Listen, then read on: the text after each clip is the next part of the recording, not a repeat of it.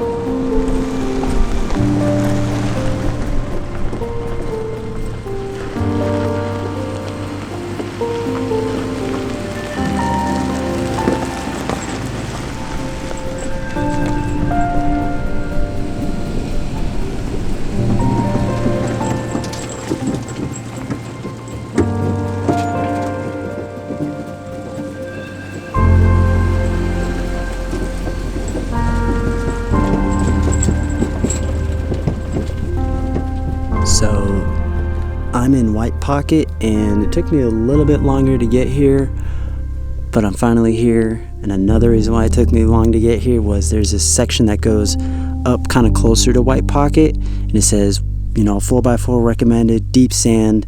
As you can see, it was dark, and so I go back there to try to find camping, and me with my stock Jeep all-terrain tires, I got stuck. I got down there because it's kind of downhill. It's easy to get out there because you're going downhill, and I'm out there, but then there was other people out there, so I was like, oh, let me come back up, and I had to go uphill in deep sand, again, on stock all-terrain Jeeps, all-terrain tires, and it didn't really work out too well. So I was only aired down to about like 20 in the front, 30 in the rear, and so I aired down to about 15 and 15 front and rear, and I just had to use momentum, so I had to back up a billion times and try to go. So it wasn't a lot of fun trying to back up a trailer and doing all that, but I didn't have any like traction boards or anything. Thankfully, there were people down there, like other overlanders, other rigs, so I thought that they can always help me if needed, like if absolutely needed.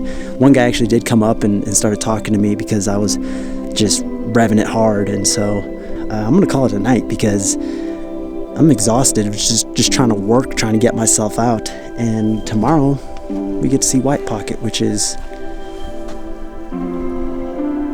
it's kind of like all over the place. I don't really know exactly what it is, but it's white.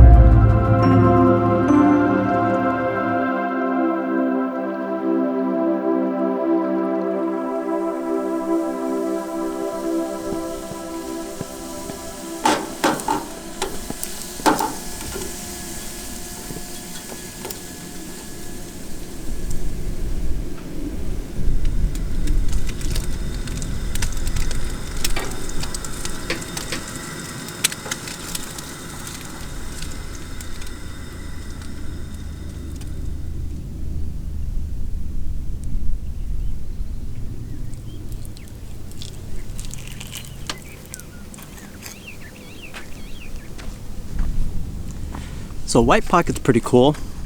I unfortunately didn't get the sunrise that I wanted. When the sun was just coming up over this little mountain over here, there was a bunch of clouds, so I couldn't get like the perfect color that I was looking for.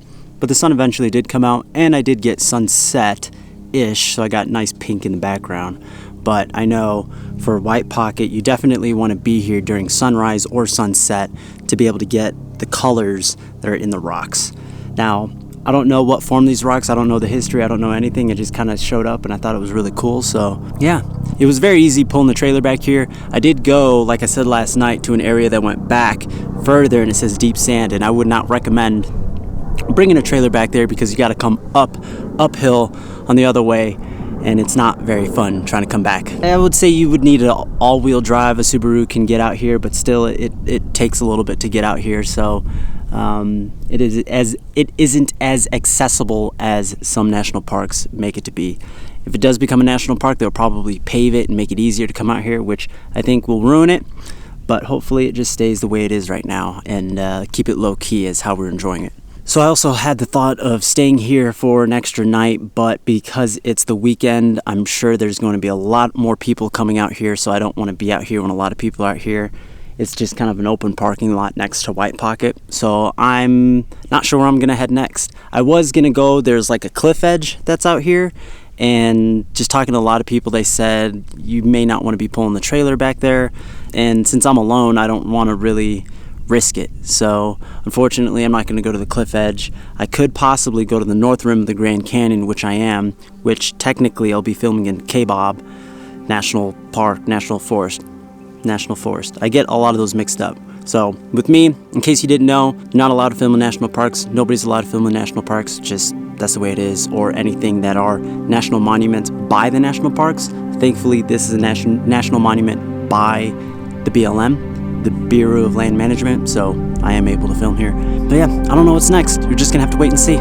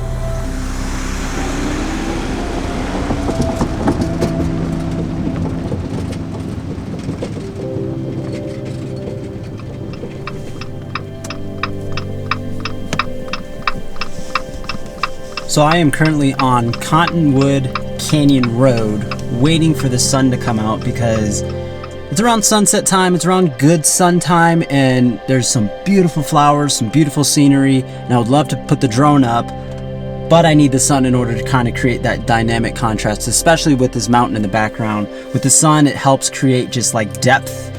You can see a lot more, especially when the sun is around setting, you know, typical lighting, shooting good light. So I'm just sitting here waiting, and it's been sitting behind these clouds for a while now. But I mean, I have about 20 miles to my campsite, which says it's going to take about an hour and a half. So I'll just kind of take my time, bop down there, and just try to get some really cool shots.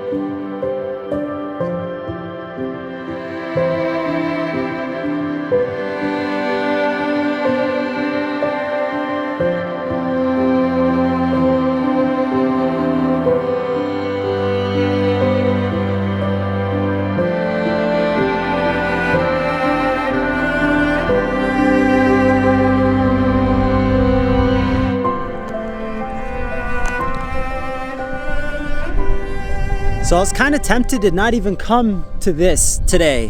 I was like, oh, it's too hot. I might go up into the mountains somewhere to cool off.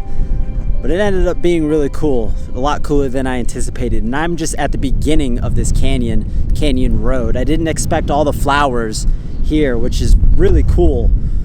So, I mean, that's kind of what exploring and overlanding is. I typically don't like to have a plan, and that's because of moments like this to where you can't really plan for this. You kind of can guess. The thing that sucks is the amount of time that it takes to kind of decide and not really have a set route. But landing on a gem like this is definitely going to be marked as a camp spot, at least at this time of year. What time of year is it? It's June. It's the beginning of June. Probably in the spring. It's probably because they had a lot of rain here. That's why we have a lot of blooming going on. But I couldn't have asked for a better sunset than what it has been right now. And probably going to chill out here for a day. We'll see. We'll see how the day turns out. It might be hot tomorrow. I have service up here so I can check. It is windy, if you can hear it. It's coming from this area. So it would have been nice to be able to turn around and point the tent that way. But since the wind's coming from that direction, I'm going to put the clamshell, the hard side, towards the wind so it's not flopping the tent canvas. But anyway, I'm going to go park the Jeep and watch this sunset.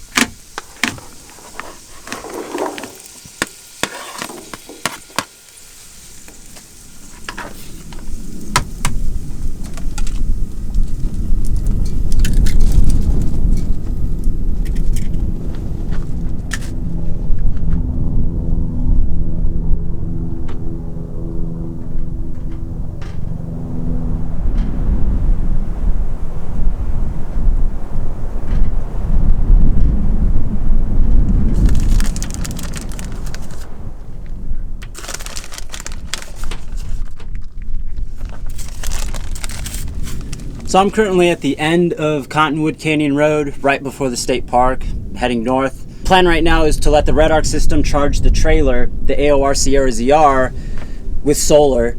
I don't have a connection from an alternator running to the back of the truck to be able to plug into the trailer and charge the trailer while the vehicle's running. I just didn't have enough time to set that up, but I definitely do need to set that up just so that I don't need to worry about having to set up solar at all for the trailer, because a lot of the times I'm going pretty much every day, and so I don't have enough time to set up the solar. With the trailer, of course, you can set it up so that there's solar on top and it's always, you know, feeding in solar, but it just isn't set up like that right now. Anyway, I haven't really mentioned much about this trailer. It is the Australian Offroad Sierra ZR, or the AOR Sierra ZR, and it's a big kind of more of a utility style trailer is what I would call it. Just stuff to hold all your stuff. You can't sleep inside, but it has a whole ton of storage. Like I said before, it does have the Red Arc system, which is what I am going to be putting in my Jeep for power management, which I've messed around with a lot of their stuff and have had no issues whatsoever with it. I am also running the Red Arc Tow Pro in the Jeep, which allows me to control the trailer's brakes, which is nice because it's a simple dial. You can go up to have the trailer brakes apply more or less, and so it's really nice coming down a hill, and I can have the trailer brake me or slow me down just by turning the dial on the Red Arc Tow Pro. That's been really nice. It's my first time kind of using this style of trailer and this Jeep in this kind of situation, and I've had no issues whatsoever. But anyway, I'll go into more detail about this trailer in another video. I just wanted to show just kind of like a trip with this trailer. And now I just have to wait for this storm to pass by and see what's next.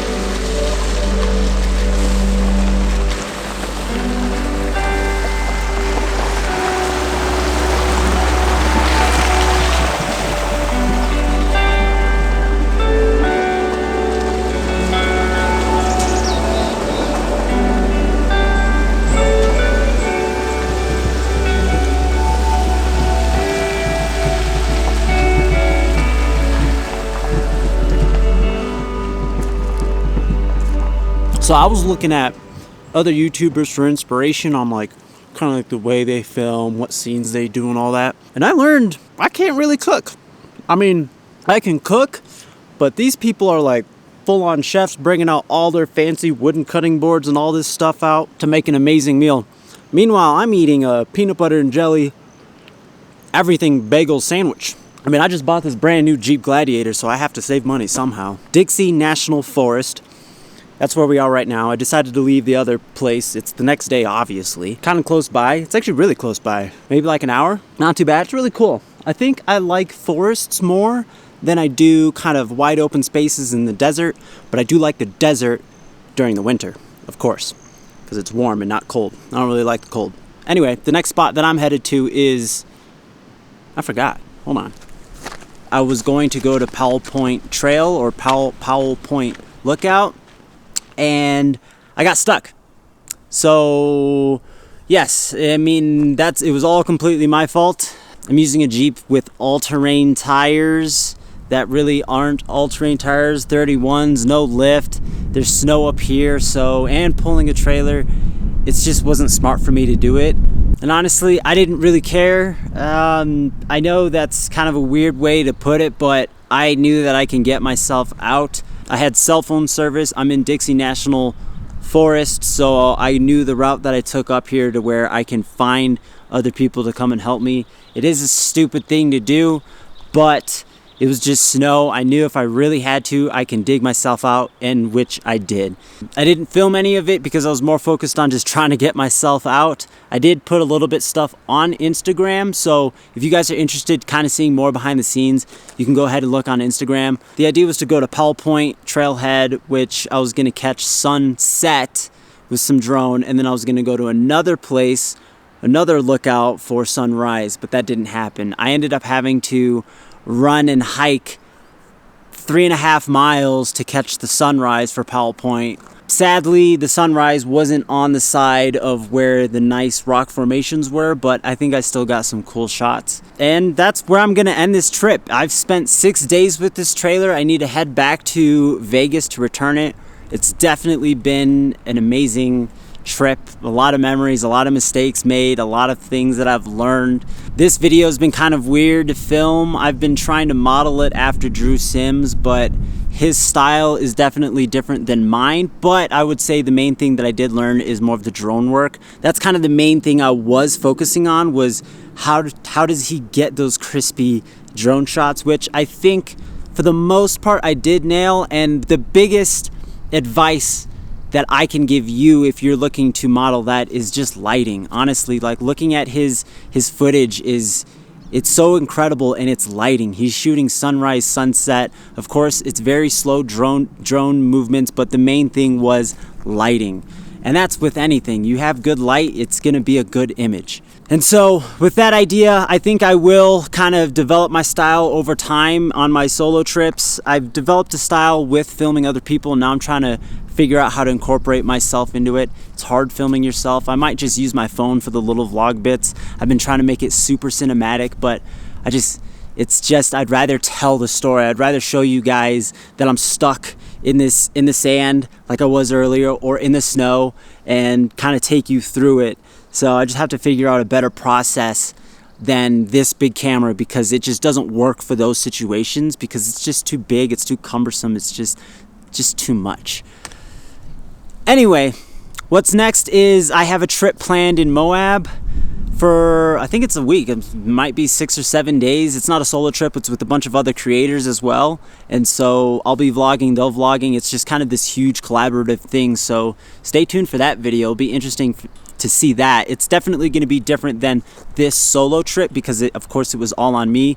It's going to be more of like a mix between trying for me to vlog along with talking with my friends that I travel with as well. I forgot to say, what's next on the Jeep is, like I said, I'm dropping off the trailer. I'm just gonna run the Jeep in Moab, and I really need a lift and tires. That's what I need, and a recovery box, because I am not gonna go through this again and putting myself in these situations. I just wanted to see kind of what the Jeep could do, stock for what it was, and in soft stuff like sand and snow, it's It's very difficult, especially pulling the trailer. I think maybe if I didn't have the trailer, I could have gotten through a lot of the obstacles because I can really hammer the pedal down and go. But still, having better tires than these all-terrain tires would have taken me a lot farther than I could have gone. Again, the trailer is the AOR Sierra ZR, Australian Offroad Sierra ZR, rented out by Xgrid, or you can purchase it by Xgrid here in the States. I hope you enjoyed this video. I know I did, and definitely will be remembering this solo trip just based off of the mistakes that I made. Anyway, my name is Braxton, and welcome to the outdoors.